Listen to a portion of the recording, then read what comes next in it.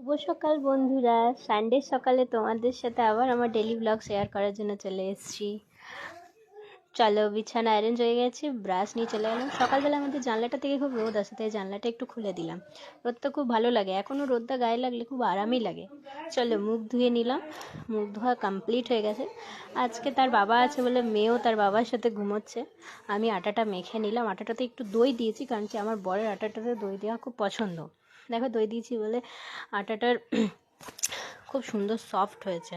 আমার বর খুব ভালো আছে। চলো, ছোলা বসিয়ে নিলাম। আজকে বলতে পারো আমার বরের পছন্দেরই সব খাবার করব। ওর খুব পছন্দ দই দিয়ে ময়দার পরোটা আর ছোলার ঘুগনি।